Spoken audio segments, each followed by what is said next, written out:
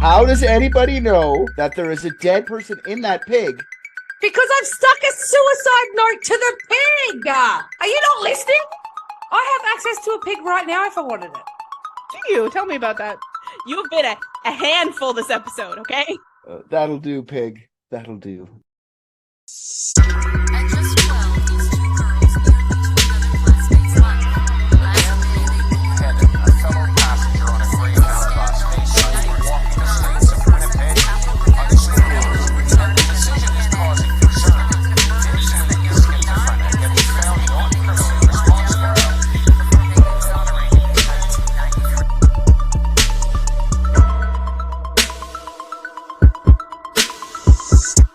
I would have cut it. Thank you. You don't even edit this show. I cut the uncuts. Oh, the Patreon? No, put that shit up on Patreon. In fact, let's start again from the beginning. So, anyway. Okay, so there's no segue, but we can just go ahead and jump right into this. So, on the show, as we've discussed many times in the past, it is super boring when people say shit like she lit up a room, or he would give you the shirt off his back, or any of those other bullshit platitudes after someone dies. Yeah, it's always like that. And no one ever calls anyone out. What I want to hear, and I think we've said this in the show before, it's just someone be like, yeah, I hated that guy, I'm glad he's dead. I don't want, I want someone to just be like, fucking right, good job, Ted Bundy. You know what I mean? Like, that's, you never hear that. It's like, oh, they're the nicest. It's like, not everyone's nice, man. Not everyone's nice. That's true. If you base humanity on, everybody that's died, humanity's fucking awesome. Yeah, exactly. Go us. Except I've met 4 people who are actually awesome. Yeah, there's only a couple times where publicly people have been like, fuck that guy, like Mussolini. You know what I mean? Like, nobody was like, exactly. Let's not pull him apart in the middle of the streets, guys. He was kind of good. Everyone was in for it. So yeah, exactly. If you're killed in a shootout or off death row, then people aren't going to say that shit about you. But pretty much any other circumstance, you're good. No, I'm the opposite. I want them to lie their fucking asses off about me. I would like them to all say how wonderful I was and their favorite things about me, and I don't want to hear anything else. Yeah, but that's because you're a good person and people will do that.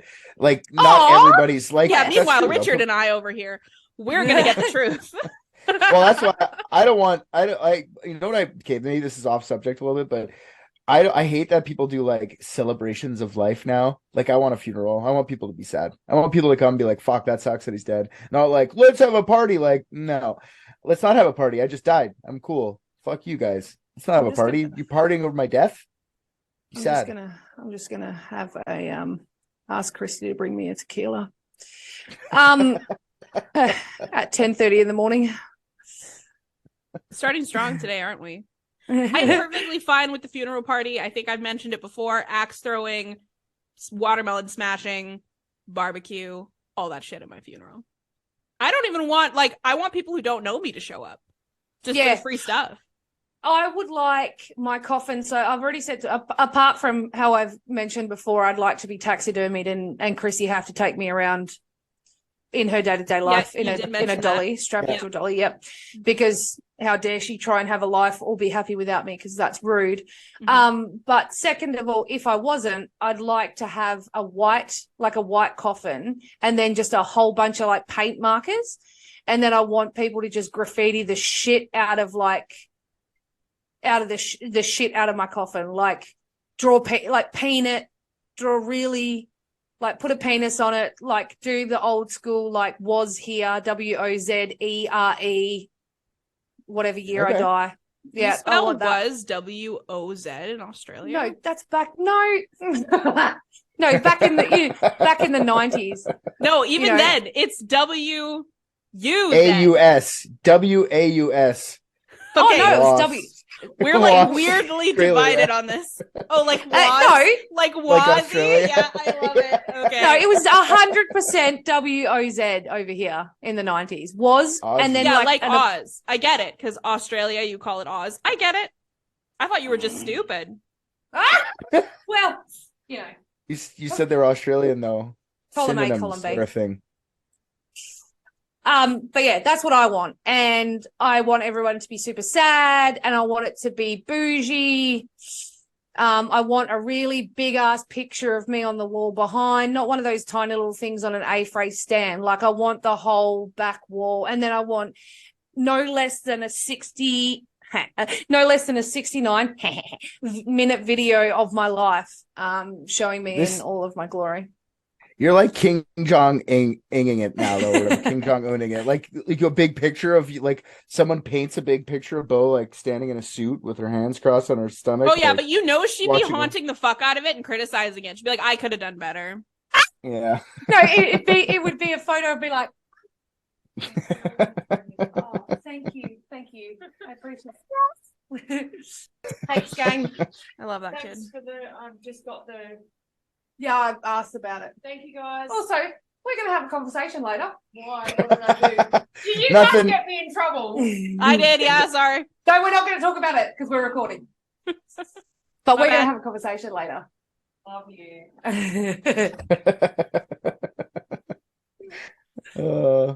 Where were we? Dying. Oh, yes, the theme of your funeral is going to be bougie. Go on. Oh! She just clutched her titties. That is how into that bun she was. Yes. Oh, that is so good. Well, we were talking about like at an outing, they were talking about like all of my employees, like my children, and then someone turns around and goes, "You're bobies," and I'm like, instead of babies. Oh my god, that's so brilliant. I definitely thought you were talking about boobies. That's fine. I'm happy with either. That's honestly fair. But yeah, no, it'll be very bougie. And yeah, I want it I want the attention I feel I deserved in life after death. Yeah. I stand. Oh shit, if only I actually had the self-esteem behind it. Behind the shit I'm spewing out. Oh, no, you're good. You're good. We talk about death a lot on the show and what we want after we die. So we're so notorious for wanting very little while we're alive. Yep. This is good. Basically, that this whole shirt off your back, lit up a room bullshit really can backfire super badly on you, as we will find out today. So be careful of what you say about people that just died. Okay. Oh. So on February 23rd, I don't have the year, 2008, I think. Who the fuck cares? Sometime. 39-year-old Ari Squire was found deceased in his custom-made 2,300 square foot garage that he built for working on diesel trucks. That's bigger than my house. That is 3 times the size of my condo, I think. Maybe Wait, more. what's 23 square feet? 2,300. Oh! Okay, yeah, that's huge. Oh, yeah. That is a big boy. One of his favorite pastimes was building competition diesel trucks. So in competition, you can race them and also use them to pull heavy loads. That was what his pastime was. So, are you laughing because I said loads? Because he's pulling heavy loads.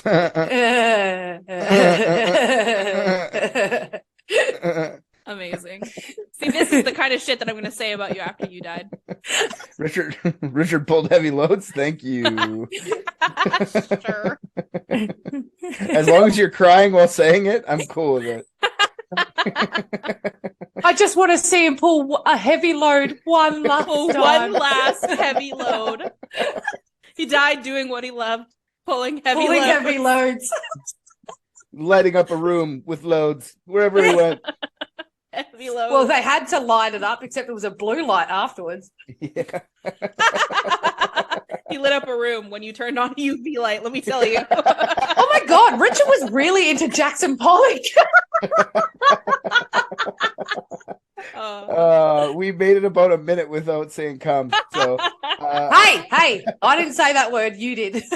I know. That's just for Celeste's mom. Yeah, no, it's my fault. I said loads. That was on you. That was on me. My fault. That was on you. It was on everyone. It was on everyone. It was on everything. No, that's what happens when you say words like load around two 15-year-old boys like Richard and loads. Pulling them. I'm sweating. Already I'm sweating. Me too, because it's not easy pulling loads. Oh, my cheeks hurt. I'm sorry. Yeah, same. I'm not. I'm not sorry at all. All right. Glorious. My jaw hurts. Shut up. Don't say it. Okay. So he likes working on diesel trucks. He was working on his diesel truck when he was under it. The jack slipped, simultaneously crushing and killing him and knocking over his work lamp, which broke the bulb, ignited gasoline that had ended up on the floor of his garage. So that really lit up a room. Anyways. Nice. So they weren't Glory. wrong. He did light up the room. He did. So they're actually not lying. Good. Okay, fair enough. I've been told. However, his wife, Denise Squire, was alerted to the fire when she smelled smoke and called 911. That was a delightful rhyme. The following week, a memorial was held to honor Ari Squire's life. More than 100 people attended. And in the speeches made and the comments left in the condolence book, why are you smiling? What are you doing? I don't know what's coming, but I know it's coming. Just It takes more muscles. Oh, I'm sorry. It's huge frown. loads. I forgot. I wasn't even going to say anything. I was literally listening, waiting for a time to say load, so I was smiling in anticipation. I didn't have a chance yet, but I was waiting for it, and I was just natural. These loads don't pull themselves over here. Oh, these loads came prematurely. I'm sorry. Jesus. All right. That's also how Richard's wedding night started. Jesus, all right. Fuck. More than 100 people attended the memorial. And in the speeches made and the comments left in his condolence book, people praised Ari as a kind, selfless, and gentle man. However, I imagine it was very awkward for them when it was announced that the charred remains in the garage were in fact not Ari's. That's interesting. Oh, he kicked the jack. That triggered me a little bit. Oh, not your jack. I didn't. No, say I know that jack. now, but I got upset for just a second. Okay, cool. You good? Yeah, no, I'm fine. Okay, Thank you for asking. Would you say he kicked the jack off? You'd have to pull those heavy loads.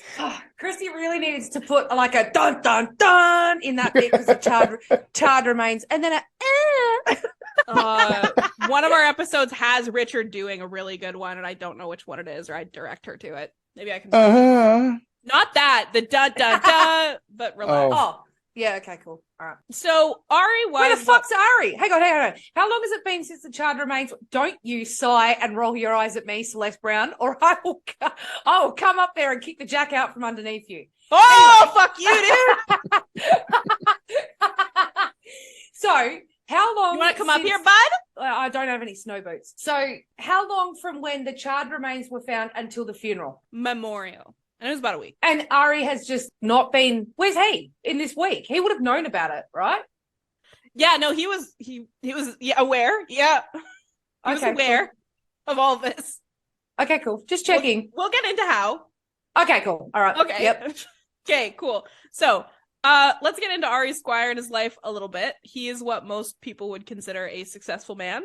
He owned a construction company in Chicago, and his employees loved him. They said that he was an understanding boss. He paid very fair wages, and it would be easy to assume that he made quite a bit of money because he had this gorgeous, huge home, this custom garage that I mentioned. And Denise, his wife, she's seemingly like the dream wife. She's super cool with his diesel hobby and his obscenely large garage. And they were married 14 years happily from reports. And they met when she worked for Ari's father at his construction company, which makes me think I'm pretty sure he inherited the company, but it doesn't straight up say that, but he probably did. So you usually don't go in competition against your dad. You know, yeah. Usually you're helping out. Is this an ice cream van story all over again? No, the house, was that smaller than the garage? They were actually about even. Okay. Whoa. Yeah. That's still a big house. Oh yeah. Is it? 2,600 square feet. Yeah, it's a big house. And considering he took over part of the house to be part of the garage when he extended his garage. So the house used to be bigger and the garage used to be a little bit smaller. Right. Or a lot smaller, probably. Because I was just picturing like this tiny, like 2x1 connected to this 2,600 square foot garage. Oh, it's a lovely house. Big property for sure. And in Chicago too. So, I mean, property isn't super cheap in Chicago. Actually, in 2008, it probably was, because I'm pretty sure it was buyer's market then. Okay, so by all reports, they're super in love. They're this picturesque, very good-looking couple. And they are both very good-looking people. They're living this great life. However, Ari was not doing nearly as well financially as it would seem. Of course. Before his construction company, he ran a healthcare company. And with that company, he skimmed $2.8 million off of Medicare payments. That would suggest that he was doing well, financially speaking. Yeah, he may have been. But like, he did this, he skimmed all this money, which he used to build his custom garage and buy his house and any number of other extravagant things that he'd done. So he didn't have that much of it left. Right. But his construction company is making money. He's pretty much, cruising happily. So, but he's caught. He's caught in his scheme from however many years ago. I'm not really sure exactly, but from his healthcare company. And he spends $200,000 on a lawyer and litigation, which was a waste of money. It was very clear he was never going to win. And then he was fined another $200K in restitution. And ultimately, he was only sentenced to 6 months of house arrest and 5 years of probation. But obviously, that comes with the massive financial hit of his company falling apart because he has no integrity anymore. Nobody's hiring him. Nobody's, and plus 5 years or 6 months of house arrest, you can't even run your company. So just unless you're Jeffrey Epstein. Yeah, I think that's a bit unfair because he was dishonest in his healthcare business, not his construction business. I don't know. I feel like I wouldn't hire a company if the owner was convicted of Medicare fraud. I feel like that would be my thinking. There's enough competition. Medicare fraud would have been with his employees that work for him in his construction company, though, right? No. How does that work? He ran a healthcare company before he took over his father's construction company. This is a previous company. And he somehow processed these payments through insurance for healthcare. And he was I understand now, sorry. Cool. Anyway, yeah. He's not doing so good. The company never went under, the construction company, but it was hemorrhaging money bad. Real bad. So Denise and Ari begin to struggle to maintain their lifestyle, and instead of trying to downsize and give up some of these luxuries like his diesel trucks or his massive garage or God knows what else, Ari decides to fire his legal team, lay off his staff. He's like, that's how we'll cut costs for now. Smart. They refuse to sacrifice anything, and the marriage begins to fall apart.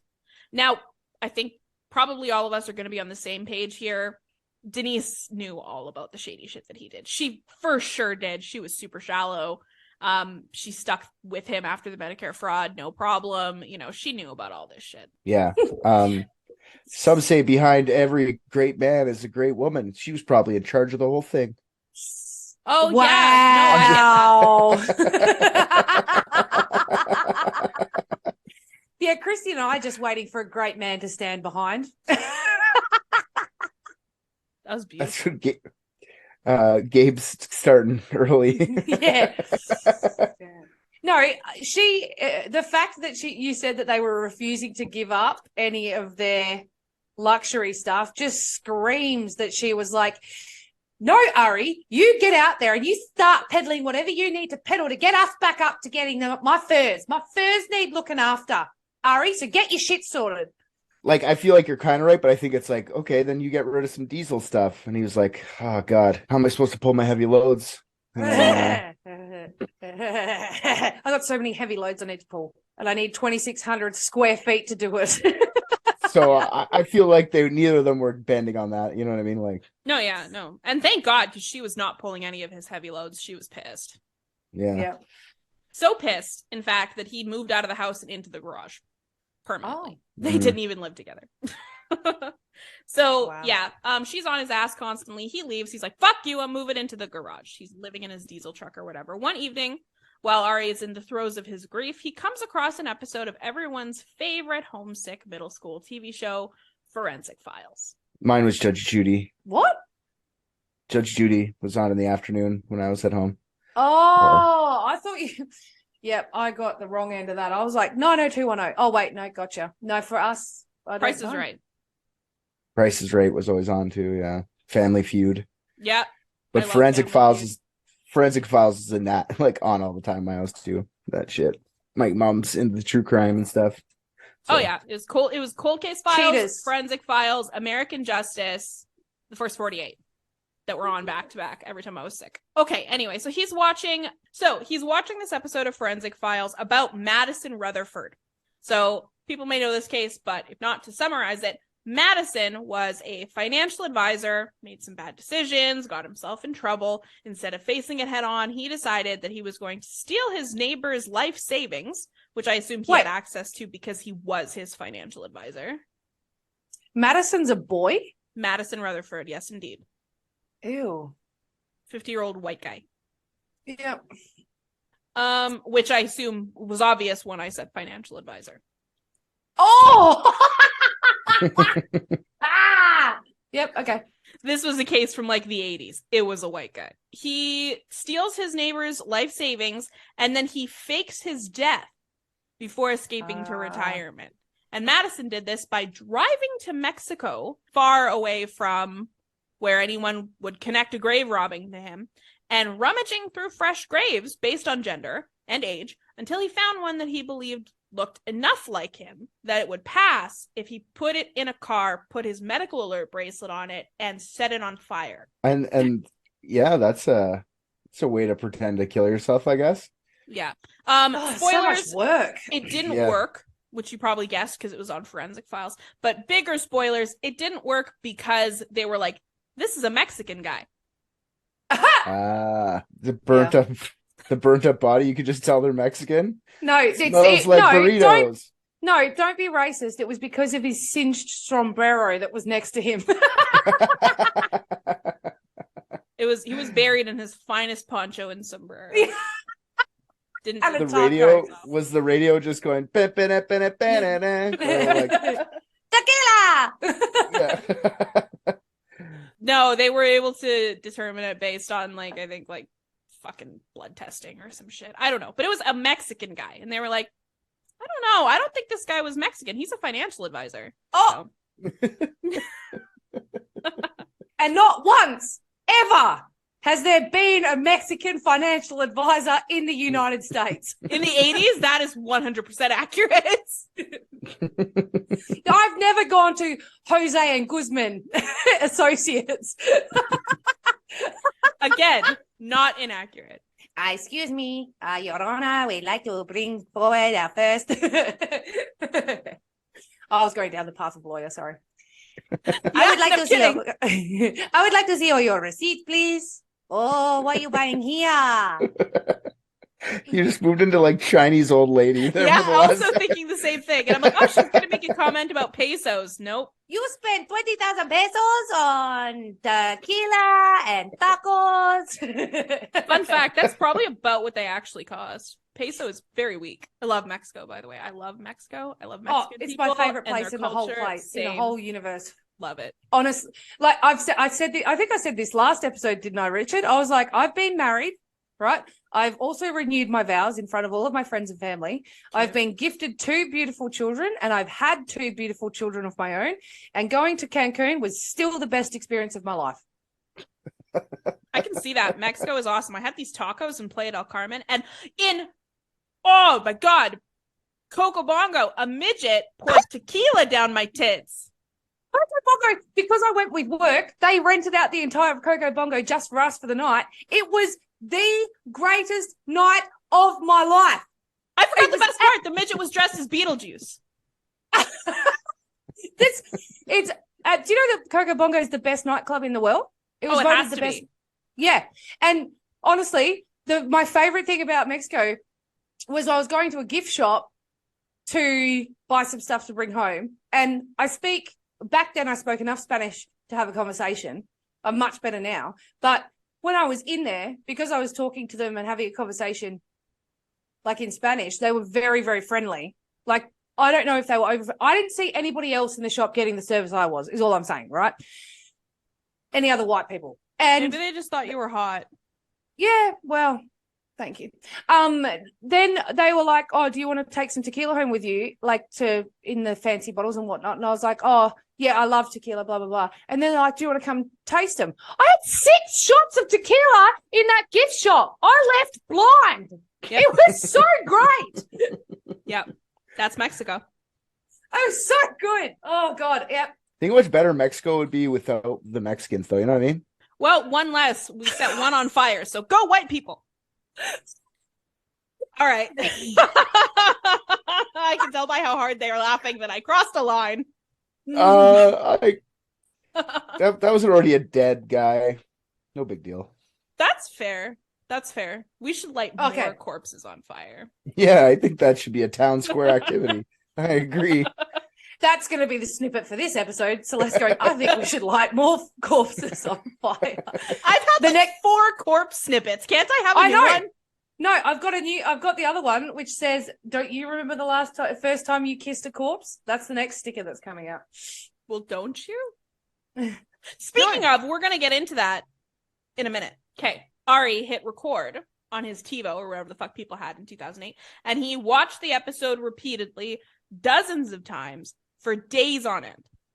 And he identifies with Madison. He's like, yeah, you're the fucking hero of this story. And even though Madison obviously failed and got caught, Ari was like, I can do this better. Exactly. Diesel, I'm a construction guy. I'm way smarter than any accountant could ever be. So I can definitely do this better. Probably the manual labor side of it. Yeah, probably. Yeah, well, probably got the body up quicker, but I'm not going to say that construction worker people are stupid, but I'm going to say that financial people are probably smarter. All right, well, again, spoilers. He did not. Shocker. So yeah, he takes these detailed notes in a journal of all the things that Madison had done wrong. That's your first mistake. Never write it down. Especially illegal shit. That is the best piece of advice my boss ever gave. If you're not sure about it, don't write it down. Well, they can't figure out not to fucking talk about it after, so I don't think writing it down we're not there yet. Where am I at? Okay, so he puts detailed notes about all the mistakes Madison made, and then he breaks down how he's going to improve upon them so that he would not meet the same fate while he pursued the same resolution. Yep. Ari, of course, he does not have the means to steal the life savings of his neighbors. Nobody trusts him with their money at this point. So instead, he decides to take out a $5 million life insurance policy against himself. Right off the bat, very very obviously glaring issue with this whole thing. You can't afford the premiums on this policy for very long, given your situation. And he's creeping up on 40 real fast. You can in Australia. He's not in Australia. They take the premiums out of your super, and that's how I'm insured for so much. Out of your super? Yeah, they take 50% of. Well, my financial planner has set it up so that 50% of my premiums come out of my contribution to my super annually. So, say for example, it was $1,500. Oh my fucking god, Beau! I'm not asking you to explain what happens. I'm asking you what the fuck a super is. Oh, do you guys not have superannuation? No. It's where your employer gives 9%. Currently, it's 9%. It's going to go to 12 in the next little while. 9% of your wages. So you get paid $1,000. They will give you $1,000, $950. That's what they pay you, but you never see that $950. They put that into a super fund, which then you get access to when you retire. It's an RRSP. It's an RRSP. They call it a super fund, Richard. I know. I can't keep up with like how simple they need it to be so they can get through this. Is your financial advisor called your coin guy? This is not real. It is not real. What are you talking about? You call your RSPs a super fund. Yeah, it's a RRSP. A registered retirement savings plan. Savings plan. That's what RSP is. Yeah. And you're telling me that a superannuation is annuation? First of all, annuation's a made-up word. Not a word, exactly. For sure. Yeah. So, and then just throwing super in front of it doesn't make it sound more real. It makes it sound less real. And calling it the super fund makes it even less real. Oh my god! You guys call it exactly what it is. And you're telling me that this is the first time we've called something that isn't exactly what it is, and you're telling me that we're the weirdos for doing that. You guys call it exactly what it is. I'm sorry. Let me be clear. This is something that is regulated by the government, and they call it a registered retirement savings plan. Your government is like super fund. No, they're like, let's call it an annuation, mate. And they're like, and mate, annuation, that's not even a real word. What if we say super in front of it? Oh, and then everyone throws a boomerang at each other and goes, yeah. And that's the end of the fucking day. You guys are fucked. You're oh, I am shook. We're in Parliament. We're talking about annuations, mate. Annuations. I'm getting a head spin of how cross you guys are making me right now. Hating on our superannuation funds. I can't believe it. We have them. They're just not named something stupid. Sorry. I'll go tell them that they should change it to retirement savings account for later. Registered retirement savings plan. How are we supposed to know if it's super or not, mate? See, that's depressing because mine would not be super. You guys feel good? You feel better? No, far worse. I feel good. I don't feel good at all. I'm cross. I had to push my mic away. I was so upset. Okay. I don't even know how the fuck we got here, but he killed a Mexican. No, he set a Mexican on fire. Yeah, no, he's got $5 million life insurance, which I then said, unless you pay for it out of your super. Your super duper, mate. I fucking hate that you made me laugh at that. So if super is his retirement savings, like his life savings, then he by definition is a super duper because he duped his neighbor out of his super. That's true. That is so good. I can't believe no one's thought of that. Oh, maybe they probably have. Find the people who are absolutely fraudulent for superannuation, call them super dupers. That is brilliant. It's so specific that it only exists in Australia. I'm a super duper. Oh, I could see that in a paper though. Like, wait, $2 million. Duper. Super. How do you spell duper that way? D-U. Oh, wait. P-E-R. It's like super. Change the letter. No. Do you guys spell super differently? Like super, like S-O-U-P-E-R? Is that how you guys spell super? No. How do you spell dupe? As in, I've duped you. D-U-P-E. Dupe, yeah. With an R at the end. No, it keeps coming up with very good, marvelous. Yeah. Who could have seen that coming? Not Australia. Okay, I feel better. I'm less cross now. Yeah, they've got a very missed opportunity there. Like, I can't believe that our media companies have not picked up on superannuation scams being able to be called the super dupers. I'm sure you could push that ahead somehow. Just start funneling money from your super. And I'm going to put it as because every now and again I just chuck in things like one of my statuses on Facebook the other day is the person who reread and corrected Adolf Hitler's speeches technically a grammar Nazi? Not technically, like literally, actually. Yeah, he puts that on his W-2s or whatever they have over there. WW2s. They're like, F you. Anyway. F you. Never mind. Someone who commits superannuation fraud, are they called a super duper? Yeah, all right. I'm going to put that up and see if I can get any traction. That is going to get some traction on the island. Oh, yeah, right away. Australia's going to love that shit. But only Australia. Everyone else is going to go, what the fuck does that mean? What's a super? Okay, he's creeping up on 40 very fast, and 40 is a milestone that increases premiums as much as 400% for life insurance. So he's racing down a clock on how long he has to die. And he does not want to have to go through the hassle of grave digging in another country, especially when it is very difficult to find out which corpse is going to look like you. So instead, he decides to scope out the market for corpses so fresh that they are not even dead yet. Sorry, that really took a second to land. All right, keep going. Okay, anyway. Yeah, so this would prove somewhat difficult given that he was like kind of under a microscope for numerous things, but not impossible. He was able to do it. So Ari's on the hunt for a victim that looks like him after doing some casual casing in his sort of day-to-day business, going to the bank and the grocery store or whatever. He decides to try a home improvement store. And he makes this his primary hunting ground for two reasons. One, I'm just like, all construction people hang out at the hardware store. Because one, exactly what Richard just said. And we all look alike. Oh, this guy's the weirdest racist ever. Exactly what Richard said. That is exactly why he made that his primary hunting ground. And also, for one more reason, because this would be a good place to find people who are already in this industry and would be interested in a job opportunity if he made that to lure them with an inflated salary, right? Hey, buddy, you look a little bit like me. You want to come sit underneath my car and let me drop a jack off on you? What? Want to take my heavy loads? Yeah, sure, I'll take that job. We do look alike. Ooh, come on, I'm coming over to your house.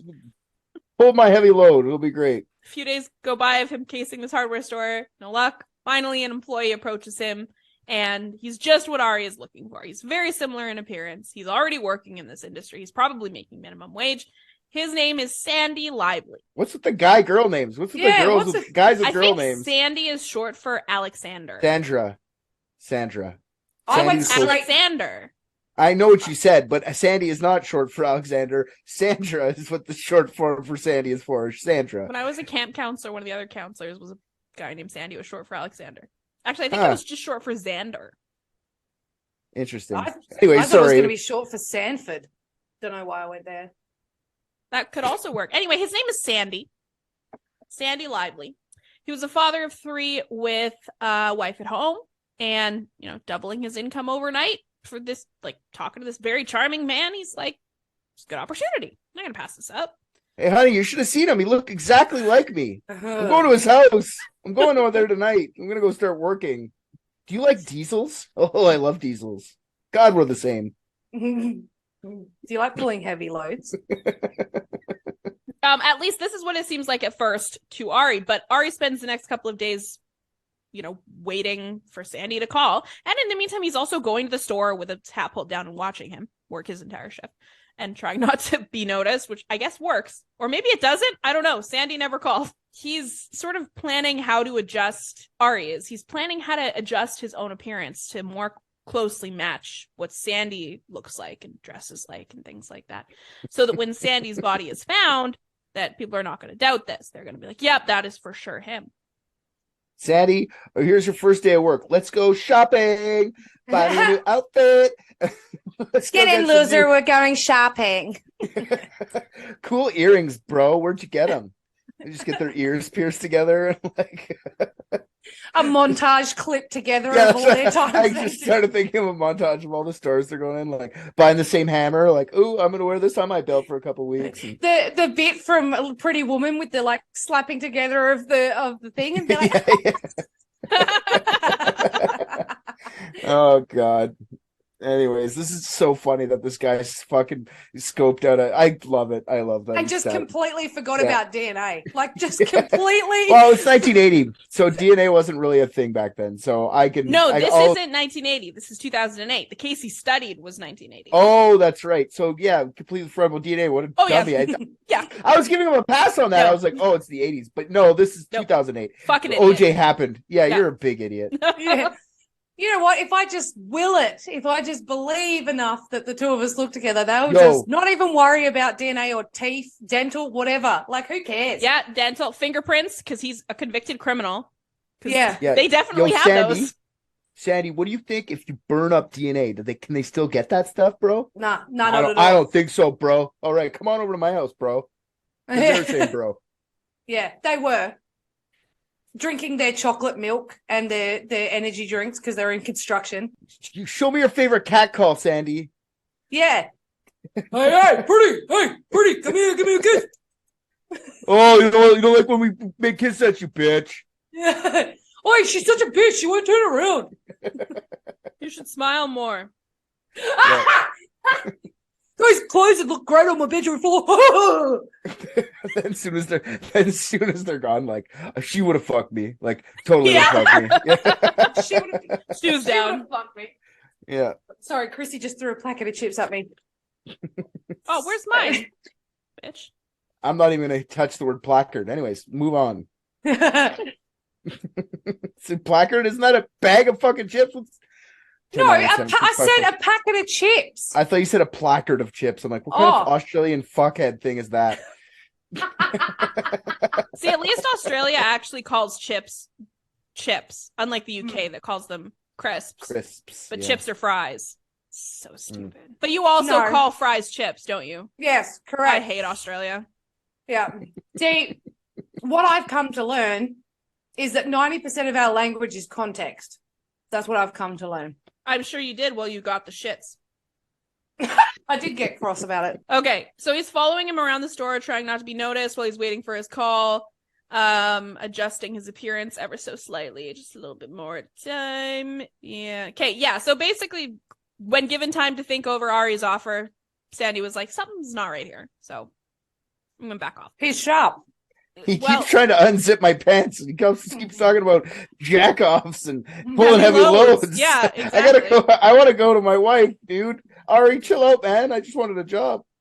I'll buy you jeans, but we're not doing this today. Yeah, so he's definitely being weird, but it could even be that he was like, because he was charming. Like, everyone said he was very charming and nice. People liked him. So, I mean, I don't think he was. And you said he was good looking, which means that automatically handsome. People would trust him. Yeah, handsome, definitely. Exactly. Like, I don't think he was being really weird. I think he was somewhat believable. I think what's most likely is just that he'd done a little digging and found out, the business was failing, the Medicare fraud, etc. But I don't know. I'm sorry. I don't know if the hardware store guy is smarter than the construction worker. Like, he's not a financial guy. You know what I mean? Because the financial guy would have definitely been smarter than Ari to go look it up. But this guy's a hardware store employee. I think they're unequal. I don't think he's looking this up. Maybe it makes. It's 2008. You fucking Google people. There's still Facebook back. No, is there Facebook in 2008? Like, do you creep this guy? Facebook started in 2007. Yeah. So you creep this guy right away. Yeah. Okay. I guess so. Sorry. I keep forgetting it's the fucking 2000s. Like, this guy's an idiot. This is relatively modern, but he's dumbass. So he decides he needs to get a little bit pushier. So he prints out a job application that would serve the dual purpose of pushing Sandy into pursuing the job and also getting more information for Ari to be the perfect match. And this application, like, right off the bat, fired up so many fucking red flags. Six Flags is serving a cease and desist letter. Like, so many. And it asks about height. It asks about weight. It asks about eye color. It asks about location of tattoos, piercings, scars, banking information, and PIN number. He didn't even need to go that far. If they had, listening to Ari's logic, if they had different colored eyes, the game's off. Forget DNA. You can't have someone who has different colored eyes. Yeah, but the problem, the only thing that is with that is they could have very similar eye color, but it comes down to identification. Like, on my license, it says I have green eyes. Technically, I don't have green eyes. I have hazel eyes. Most people with green eyes have hazel eyes. But if he identifies as having hazel eyes and what's his nuts says I have green eyes. You have your eye color on your license? Oh, yeah. Yeah, for sure. What the fuck? Height, weight, hair color, eye color. No. Yeah. Well, yeah, actually. Wow. Ours has name, address, date of birth. Super. Can I continue? It's just weird to me that you have so many details on your license. You know what else my license has on it? A dinosaur. What? Not a joke. Has a dinosaur on it. You guys are fucked. It's because of Alberta. It's because of Alberta. It's because of Alberta. There's tons of fucking dinosaur fossils here. We're all about dinosaurs. Oh, okay, sure. Cool. So, just way too much information. Way too much. And while this is never explicitly stated, Ari's ultimate plan is not only to use Sandy as his body double to fake his death, but he's also going to assume Sandy's identity once the murder was complete. Wife, not a problem. 3 kids, not a problem. He just shows up at his job like, time to sell some 2x4s. I am Sandy. Like, I don't know what his plan was here. Just to be like, sorry, babe, I don't love you anymore. And just like leaving, I guess. I don't know. But he was going to take whatever pittance was in his fucking savings account. You know what? I'm going to say it. I don't know if Ari thought this through very well. I think you may have a point there. Although he watched the episode dozens of times and had like an entire journal's worth of notes on it, I don't think he thought it through enough. No, because technically the financial advisor with the Mexican had already debunked all of this other shit that Ari's taking into consideration. Like, he was smart enough to have a higher baseline than what Ari's working from. But the problem is that like he fixed the core mistake, right? Which is that Sandy is not a Mexican. So how could this go wrong? Yeah, and I'm sure in the episode they were like, he's not a Mexican. We obviously that was a burnt corpse. There's very limited ways that you could tell this guy was a Mexican. That should have been his thing. He should have gone, oh, yep, they figured out he was a Mexican by insert thing here. I should tackle that as my main issue, not the fact that Mexicans look different to white people. This guy is a fucking moron, okay? Overall, like just a dumb, like he's staking out a hardware store to find another construction worker. He's a fucking meathead. Like anybody like you or I, if we're like, okay, let's listen to this forensic files episode and like, how can we make it better? We'd like sit down, we'd start to plan it, then we'd be like, this, you can't. It's impossible. Like you can feed it to a pig.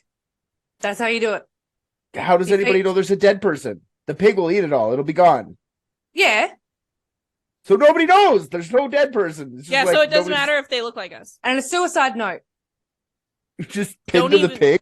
Okay, most smart people then, not Australians or construction workers, would have went through this and went, this is impossible. You can't do it, and just give up the plan. This guy just went, fuck it. He's not Mexican. I got his genes. I pierced my ear to look like him. I'm going to fuck his wife, take his job, take his life. His kids won't even notice. I got matching tattoos. I got matching tattoos. Exactly. I love mum. That's not my mum's name.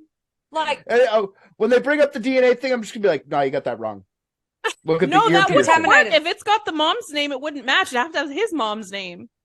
That's what I'm saying. He just followed whatever. Maybe he just happened to have the tattoo that had this other guy's mom's name. Weird. No, he got all the tattoos written down on in his job application, so he just goes and gets the same ones. Like, I got a squirrel. But what if he already has some that are different? What does he do then? Does he cover tattoo them, the other guy? You cover them up. You can cover tattoos. Then why would you even add the new ones, Richard? So you could fucking become Sandy. Like, you can't get rid of the other ones. You have to. Yeah, you kill him, but you can't feed him to a pig. You need him to survive. You need enough to survive so everyone thinks you're dead and then take over his life. But it's impossible to do. Feed the bits that have the different tattoos to the pig and then put the rest of it over there. There's no pig. It's Chicago. There's lots of pigs here. Why is this episode getting so heated? This guy's so dumb that he thought he could do this. This guy is a fucking moron. He's an idiot. The financial planner was at a baseline about 50 IQ points higher than Ari. Because Ari, like, at least he went, you know what, I'm going to go to another country, I'm going to get birched, right? I'm going to find a corpse. Like, his was better than what the fuck Ari is doing right now. Ari is a moron. No, you're wrong, because the only problem was that he was Mexican. That's what that guy thinks. That's how dumb this guy is. Like, there were so many problems besides that, dude. But a cucaracha, and that's all I thinking. He's like, well, I'm not going to use a Mexican, so I'm scot-free. Okay, so just need to... Exactly. Idiot. Get a pig. That was the big flaw. He's obsessed with the pig idea, but the pig doesn't even work. I don't know how many times I have to tell you, the pig doesn't help the situation. Beau. Do a suicide note, pin it to the pig. Your remains are gone. I fed myself to my pig. Oh, the only thing I left was my pig, so I fed myself to my pig. Don't mind Sandy. I know he looks and smells a little bit like me, but he pierced his ear. What is this? Like, would Julia welcome that? Like, I live here now. No. If I was going to fake my own death, I would write a suicide note and feed myself to a pig and chuff off to another country. So you don't even need a body then. You just say, I fed myself to a pig. Hey, isn't that the problem with life? If I was going to fake my own death, I would actually die. And then I just wanted to cover every basis. it wouldn't work with the life insurance, though. It can't. They need a body or they have to wait like 5 years. In your country. That's true everywhere. Well, I'm sure. I reckon if you got lost in the bush, your family would give you life insurance. No, 5 years. Your family doesn't give you life insurance. That's not how it works. A life insurance company gives you fucking life insurance. No, give me the life insurance to your family. Get them the insurance. Wrap it up, boys. Get them the insurance. We can't find them. Oh, then find them 2 months later. I told you, you didn't have to. You listen to me. I'm the family, though. You know what I mean? It'd be a minute. You'd have to wait a minute. You couldn't get it 30 days later. 5 years. The minute you'd have to wait is actually 5 years long. Yeah, sure. Kristen can wait. If I get lost in the bush, whole time. What are you arguing? Celeste was getting so cross that her mic cut out. Oh my god. All right. Yeah, I wouldn't need to feed a body to a pig. So my plan is even easier because then I don't need to feed it to a pig. She doesn't get it, Celeste. Let's just move on. She doesn't understand how this plan isn't going to work at all. It's in her super duper retirement plan to do this, so it's. I am in physical pain right now. Drunk? Is that what's going on? Are you fucking hammered right now? First things first. Celeste, I gotta talk to Christy. If I don't talk to her, you gotta talk to her, Celeste. Do not let Beau try to fake her own death. Like, she's gonna if she buys a pig, Christy, fucking watch her. She's trying to fake her death. Christy edits these. Christy, pay attention. Do not let the pig happen. No, there's plenty of access to pigs and goats and everything around here. I don't know if a goat would help, but I've seen, like, my chiropractor has a goat next door. Oh my god. Chiropractor, have you seen it? You don't do. I cannot stop. Your microphone keeps cutting out. You're getting so cross and I'm not cross. I just don't understand. I don't understand any of this. What is happening? We'll get a pack of squirrels and they'll bring us nuts. We don't have squirrels here. They have fucking possums. Oh my god. Okay. Oh shit. Or a Tasmanian devil. They can also chew through bone. Anyway. Just one more. Beau just puts another one down. I could go to Tasmania and feed myself to a Tasmanian devil. Everyone's gonna think you're dead for sure, and they're gonna give you that 5 million. No problem. I'm not insured for 5 million. You don't need to do any of this shit. Just put a fucking episode of Private Dicks and be like, the were dingo got me. Yeah, that's true. That's fair. Okay. Oh. I'm actually in physical pain. Okay, let's continue. All right, no pigs. Got it. Yeah, that is the moral of the story. Okay, so Ari's being weird. Sandy is being like, you're being weird. And Ari's like, no, let's set up a meeting and we'll pay attention. I'm sorry. Yeah, okay. I'm openly weeping. All right. Same. Weeping for the great nation of Australia. Beau looks like she's like this close to fucking me up right now. She's like, come over here and say that to my goat. I dare you. My neighbor's goat. My chiropractor's goat. Goat. Come here and say that to my chiropractor's goat, you Canadian fuck. That's a sticker. Oh, God. All right. They set up a meeting and somehow Sandy is like, okay, so Sandy's super skeeved. He's like, okay, but I'm not in any danger. Like, no normal person would think they're in danger at this point, I don't think. I think I would be like, he wants to fuck me. That is where I would be. Yeah. Even if I was a dude. Okay. So on the day of the meeting, Sandy did not make it. I've seen two versions of why not. Version 1, he overslept. Hard doubt. You've got 3 kids. Version 2, one of his kids came down with a cold. Very much the more likely of the two. Yeah. Yeah. Version 3 that was not reported anywhere. This guy was fucking weird and he just didn't want to. Yeah, I'm going with it's probably that one. No, I think no, never mind. Good. Okay. Good. Shut up. Okay, so in response, his pig got stick. Anyway, keep going. Sorry. All right, there's the line. All right. Oh, wait, are we in America or Canada? Neither. It's Chicago. Chicago story. Yeah, we're in Chicago. Yeah. Gag. Neither. Don't you fucking get sassy at me, Celeste. I have earned it. You have been A you've nightmare. been a handful this episode, okay? A handful. I literally no. Richard's right. I don't get it. So I'm living over here, and you guys are over here, and I have no idea why it's not going to work to have a pig eat my corpse or a corpse and then pretend it was mine. But anyway, keep going. Okay, one reason, and I need you to listen, okay? I'm listening. You don't.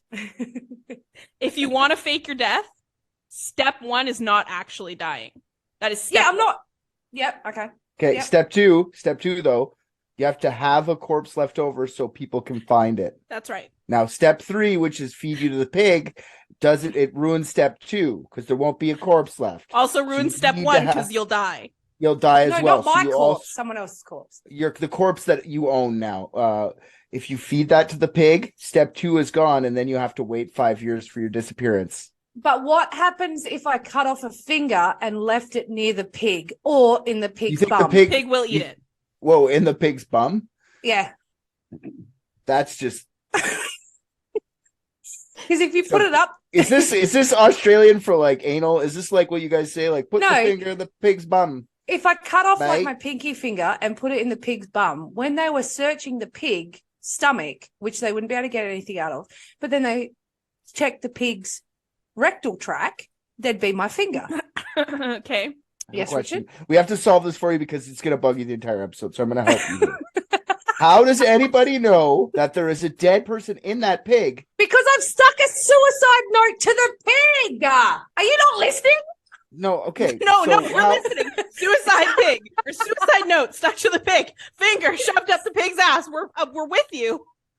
This is completely logical and easy to do, I'm sure. But listen, okay. So where Yep. does this? People just come to a farm one day and they find a pig with a note stapled to it, and they Is go, this "Oh, your that's where she went." chiropractor's pig? Yeah, how does this Can happen? this pig No, my- be connected to you? Celeste, What? my chiropractor's neighbor has goats, not a pig. Well, you Okay. didn't specify that. They could have both. Oh, yeah, that's true. I just never have seen a pig. That explains a lot. If you've never seen a pig, I get it now. No, I've seen a pig, just not near my chiropractor's neighbors. Okay, well, I don't get it Yes. again. Every time I see a pig, I find them with suicide notes attached to them, and I go, "Oh, let's call the insurance department of whatever fucking super duper government thing you got going on." That's what happens. all when right. I see a pig. I've left a suicide note at my house saying, I'm done with life. I'm going to go find a pig. I've never seen one. I'm done with life, so I'm gonna go dive in the pig pen and let Yeah. them eat me. And people are gonna go like, "That makes sense for sure. That happened." No one's Yeah. gonna go like, "What the fuck is Beau on right now? Did she have like 4 or 6 tequilas in Mexico right now in a gift shop, in a Mexican gift shop? Is she drunk?" I have access to a pig right now if I wanted Do you? Tell me about that. it. Aaron's dad has a farm. Okay. I could go jump in there and die right today if I wanted to. I could. No, that would not go well. He would end up in prison for killing you. He 100% that would happen. Oh, no, Especially yeah, I if you wouldn't put a want suicide note on the pig. Because who the fuck is gonna believe that he didn't do that? that. Yeah, okay. No, yeah, I don't want Stewie to get it. Like, I don't want him to get in trouble. This is on me. Yeah, you're on your own here. You have to fake your own death. No pigs. All right. You've got a goat, worst case scenario. Consult with Christy or Aaron. You said Aaron's the number one right now. Consult Aaron. No, I never said No, that. Gabe's the rain man. Gabe is your guy, Yeah, man. yeah, exactly. Go see Gabe. He'll have a good way to kill yourself for sure. 25 pages later. Yeah, okay. All right, now, all right, I'm back on board. I see what you mean. I don't want to get anyone else in trouble. Maybe I'll just use the pigs to cover up murders. Sounds good. Yeah, I'm on board for that. All right. So Ari's super mad. He calls Sandy. He cusses him out real bad. And he's basically like, you're ungrateful for this opportunity. Obviously, this is a man who thinks anyone can be bought, which everybody knows. Okay, so he's super desperate to get his plan underway. He's like, God damn it, I'm almost 40. I gotta pay my fucking premiums. So he marches over to the hardware store. And he asks the first employee he sees if Sandy is working. Enter Justin Newman. Now, Justin is Is a girl. Yeah, I'm just kidding. Go, sorry. correct. Justin is about 20, fits the height and weight requirements aside from the tits. that Ari was looking for. And despite the massive age gap, a very desperate Ari was like, this could work. Wow, we got dumber. Cool. So after a very brief conversation, the naive and gullible young Justin revealed that he's living with his poor single mom. All they can afford is this cramped apartment. He wants to move out. He wants to grow up, but he feels bad leaving his mom with all this burden. And he really wants to make money. That's what he communicates. He's like, I'm just trying to make lots of money. Yeah, look, Ari must be super charming if he finds out all of this in a hardware store while Justin's working. I don't know, man. I've worked retail. Hey, Justin, you ever see any pigs before? Come with me. That probably would have worked. I have access to pigs right now. Okay, while this innocent little fly is flying into Ari's web here. That'll do, pig. That'll do. Okay, so Ari is still hopeful that Sandy's going to come through. He's a much better fit overall. And he also has an identity worth stealing for a man in his 40s. This 20-year-old kid would offer very little as far as a convenient new identity. Yeah, but he's 20 again. No, that's not how it works. We talked about this in the Clonate episode. Yeah, but to the government, he's 20 again. Your government, maybe, with their super funds.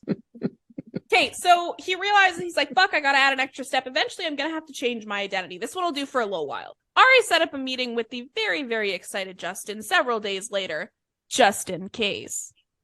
I nailed that! Sandy never did reach out again. She worked ages on that. All these like things, these schemes and stuff this guy's coming up with is like, wouldn't it just be easier to just get a fucking job? Like, wouldn't it just be at a certain point like, no. Okay, anyways.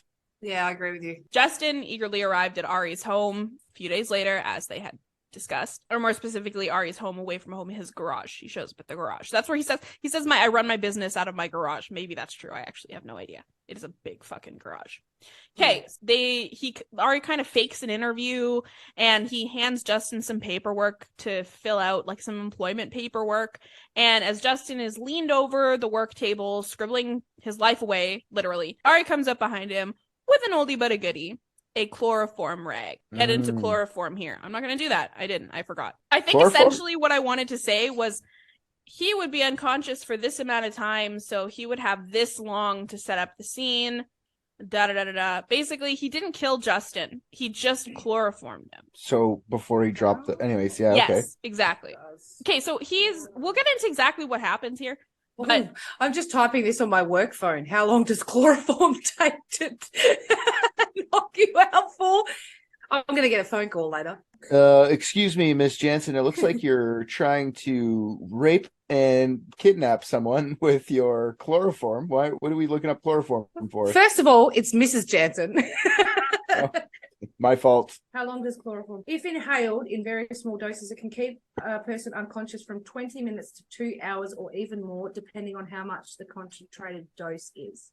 Okay, so he could have been out for quite a bit. He comes up behind him and he chloroforms him with the rag. And this kid's 20, and he's been working in a hardware store versus Buddy, who's been working in construction. He probably is like super jacked, overpowered him without too much of a struggle. Also, I've seen the kid. He was like a little petite kind of guy. Ari proceeds to strip Justin and then exchange clothes with him. So he puts on Justin's clothes. He puts his clothes on Justin. Okay. And then he places Justin underneath the diesel truck, which he's jacked up. And he releases the lock mechanism on it or whatever. He brings the truck down right onto Justin, killing him instantly. His heart literally like fucking exploded. He was dead immediately. But again, he didn't kill him before that. He was just unconscious, which thank God, because that would not be fun to do alive. He then placed his work lamp next to the truck. He knocks it over, causes the bulb to break, and then he covers Justin and the floor of the garage in gasoline. And with the scene fully staged, he lit a match and fled the scene in Justin's car, wearing Justin's clothes, with Justin's phone and wallet in the pocket. Ha! They'll never catch me. Ha! Exactly. Fuck, idiot. So Denise calls 911 shortly after reporting that her garage was on fire. And I have written in the script, here's that 911 call. So I guess I'm going to share that. Past Celeste has really set you up for success here. Well, I was supposed to do this last weekend, and I didn't because I didn't know we were going at 6 a.m. So this is all new to me. Is there a white guy is it a white guy in the garage burning? Ha ha! Got him. It's a white guy. They didn't say it was a Mexican. I am scot-free. Ah. Well, actually, now I'm Justin someone. Yeah. Well, thanks, Justin, for your identity. Oh no. Oh, all he's got is thousands upon thousands of dollars in student loan debt. And I have to pay this shit off again. I don't even have a dad to give me a company. And a sick mother that takes a lot of my time. Yeah. Has anyone got a pig? I need to get rid of my mum. See, now that's a plan that'll work. After, Ari's wife Denise wakes up and is shocked to see her garage engulfed in flames. No, she's not. 911,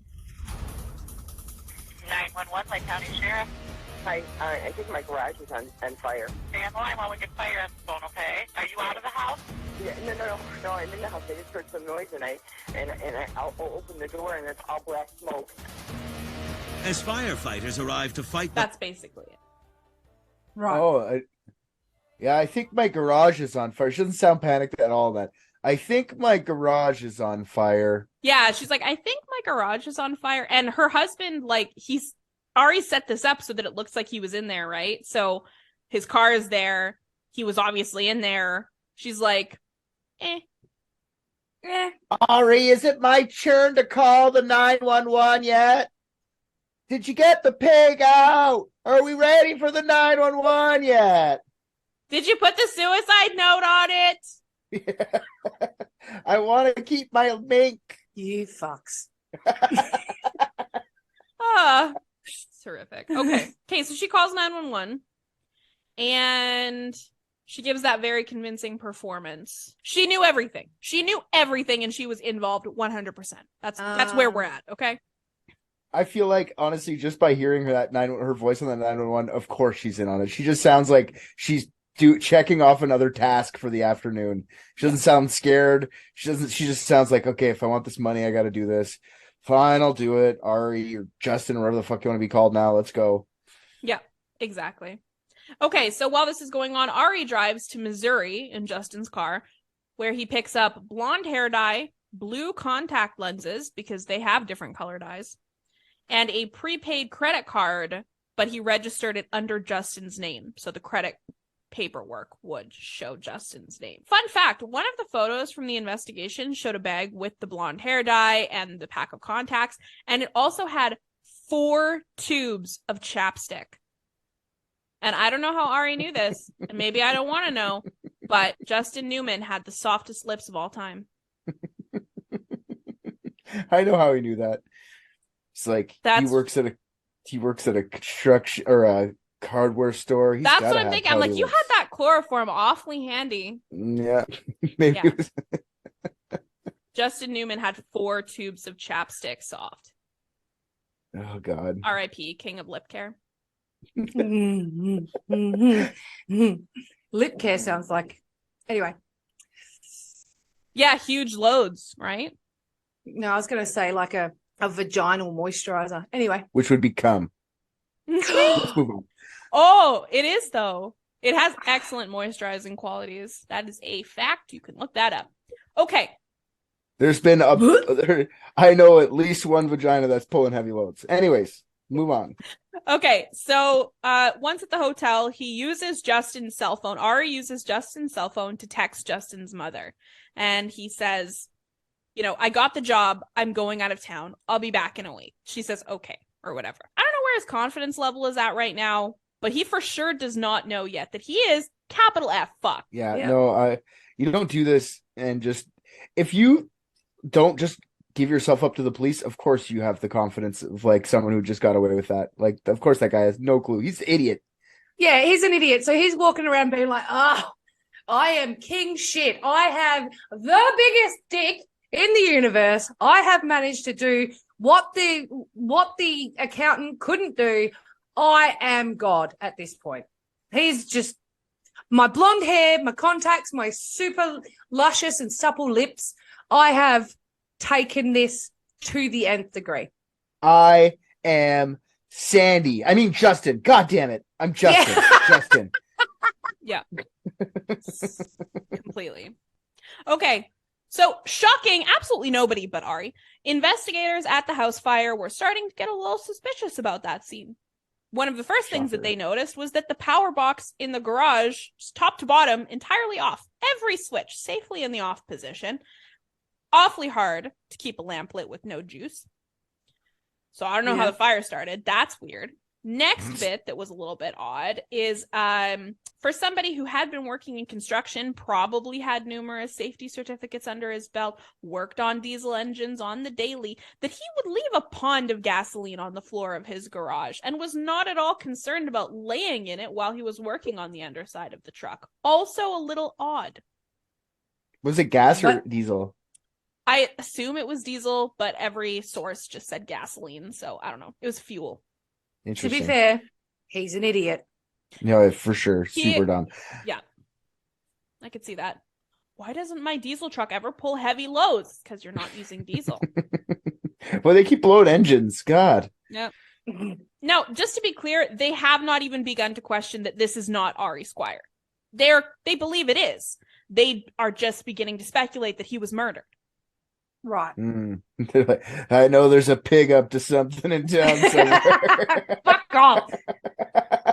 Oh, terrific. You think it's someone on the force? Oh, like get it. Oh.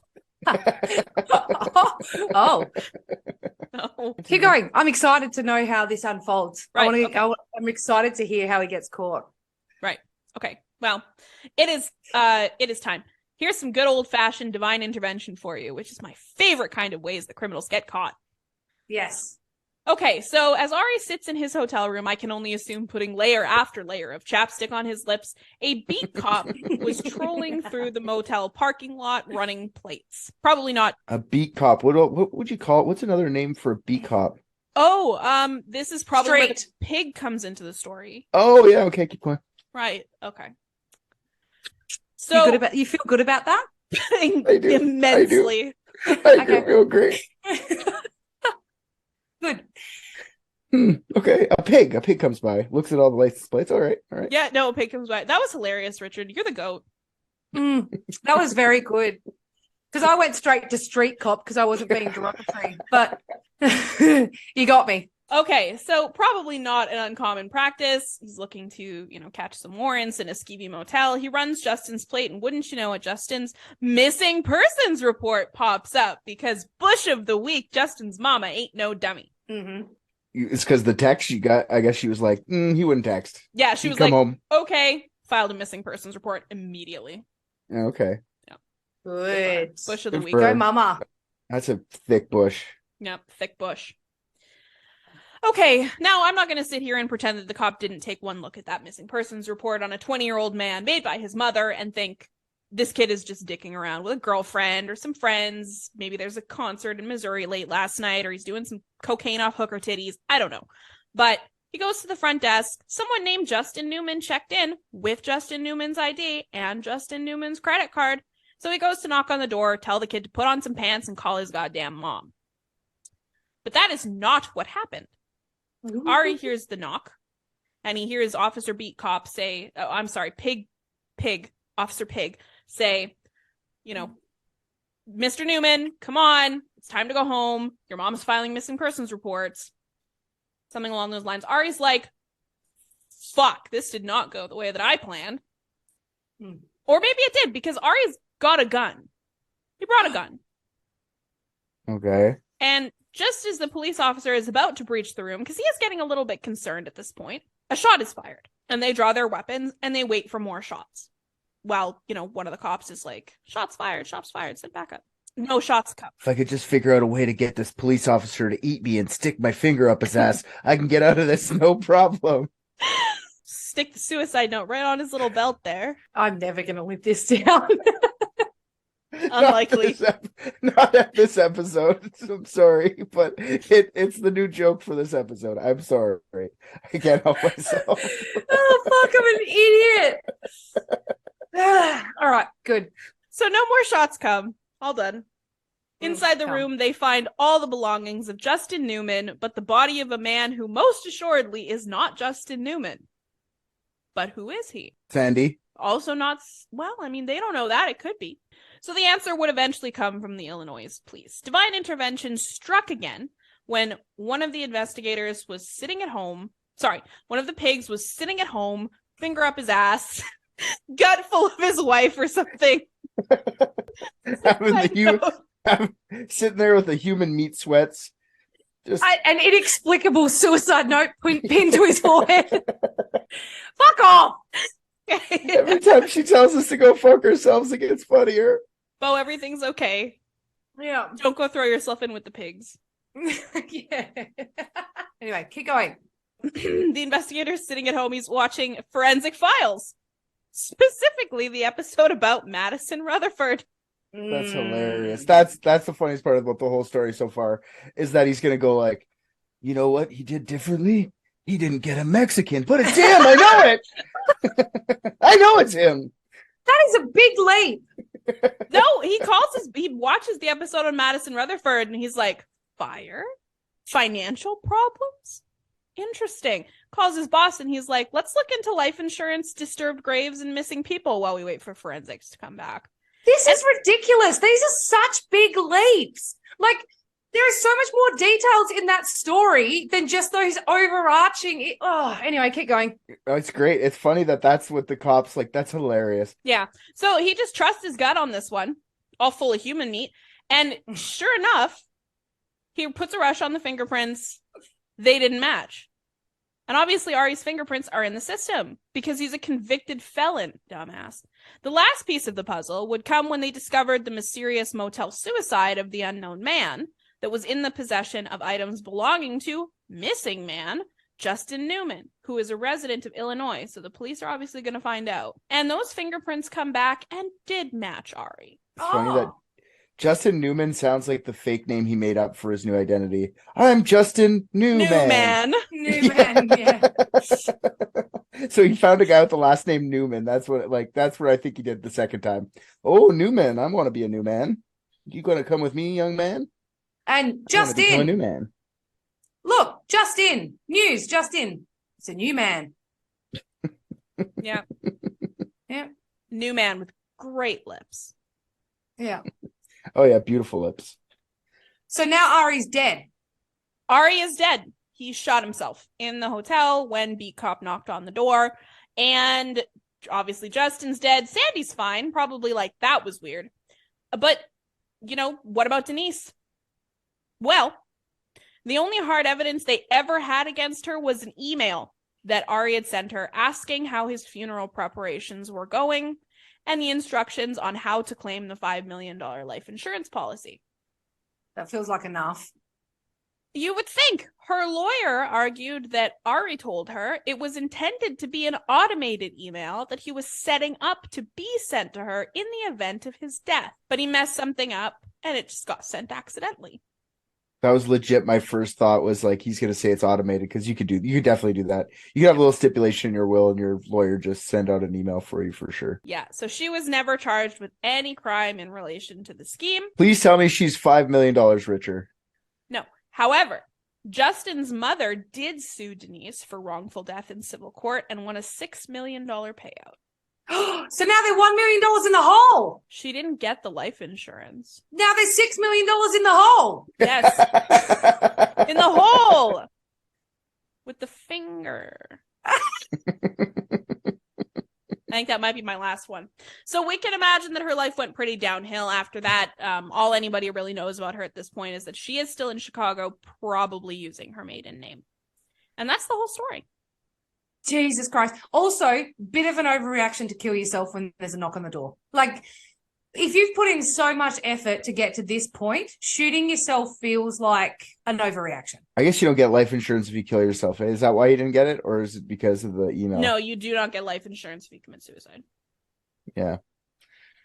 Well, I don't think he put that much work into this, Beau. So like that, you know what I mean? Like if you would have put some work, you would have thought okay, I just need a white guy, no Mexicans. And then he would have went like, oh, actually all I need is a pig. And he went, oh, I can't do this. He would have been 3 lines of thought and he wouldn't have done it, but he just stopped at thought 2. Yeah. Or thought 1, sorry. He didn't even get to thought 2. So I don't think this guy put that much thought in. He just blew his brains out after he was like, I can't go to jail. There's guys with guy names there, like Vinny. and Freddie, and they're gonna beat the fuck out of me. I got a name like Ari, and I'm getting beat the shit out of, no problem. The thing I think there's the most magnificent about this is this whole situation happened because this fucking moron in Ari decided to focus on one sole aspect of a TV show that then the same potentially intellectual level person watched the same episode, took the same overarching couple of items off it, and then managed to catch him. Like, that is pure and beautiful, coincidental, amazing work on this entire thing. Like, thanks. That's the universe being awesome. That's the universe. And you know what I think's even crazier? If this becomes more and more meta and somebody tries to commit suicide by pig after the hearing this episode, and they leave the suicide note on the pig saying, Beau Jensen gave me this idea because you did. And then they do it. And then in that, they prove us wrong, and you look like the smart one in this entire episode. So you, Beau, should be hoping that some idiot jumps inside a pig pen and gets eaten in the next couple months, because I ain't stopping.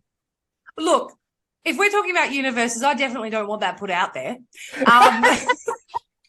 Because I feel like karmically that could come back and bite me on the ass. I agree. That would be comical.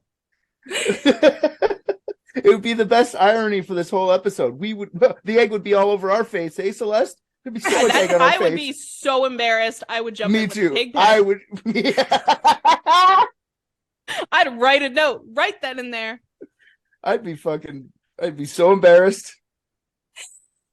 Oh, why did I say that? Oh, it was fun for it not to be me being picked on for once. So I'm happy that it happened to you, Beau. I've been called a racist once. I purposely said a racist joke, and you guys just flew past it, which was great. It was too late, I'm afraid. Oh, yeah. Or are you so racist they don't even register anymore? Yeah. Yeah, no, I enjoyed that one. Thank you, Celeste, for the fun episode. That was I enjoyed that, man. I just have one more question. You said at the beginning that this was like people got screwed over by calling him, you said lighting up a room or whatever. Did anybody feel a repercussion of this guy, them all writing down how good of a person this guy was? Like, did somebody at the end of this? No, I just imagine it was really awkward when it came up that he murdered somebody in his garage for the insurance money, and they were like, that must have been awkward. It's not such a kind, gentle. I spoke at that guy's.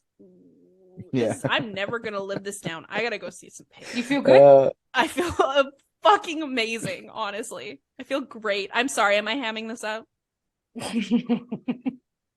That was really good, so I can't not laugh at that. That was really good. Man, oh man. Pork you, man. Pork me. Get the pork out of here. Go pork yourself. Okay. No, it was good.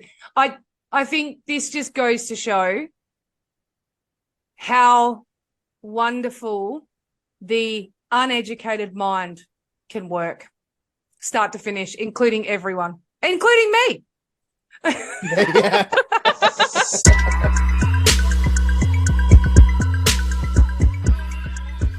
All right, guys. Thank you so much for listening to another episode of Unethical Podcast. If you're not in the Facebook group, stop being such a silly goose and come find us at Unethical, the official Unethical podcast group. If you find you just can't handle the anticipation until the next episode, then it's a great time to join our Patreon, where we have a ton of extra unethical content, and of course, our brother podcast, Private Dicks. And in case you didn't hear the good news, Private Dicks is now Public Dicks. Every 2 weeks, an episode of Season 1 will drop wherever you eat your podcasts, and our lucky Patreon patrons are literally living in the future, listening to new episodes from Season 2. On the fence about it? Have a listen to the trailer and see what you think. If you've got a case, big or small, give the Private Dicks a call. And yes, the phone number is real. Enjoy!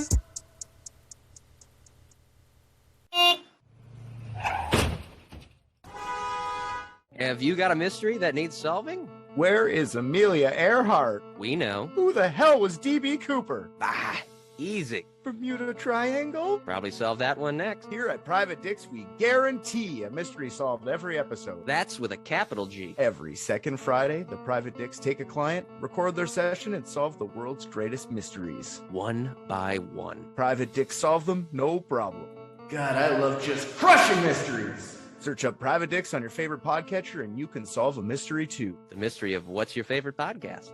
It's Private Dicks. Another one solved. If you have a mystery to be solved, call 1-855-PRVT-DIX. That's 1-855-PRIVATE-DICKS. Call 1-855-PRIVATE-DICKS and leave us the rundown of the case. Maybe the Dicks will solve it. 855 Private Dicks.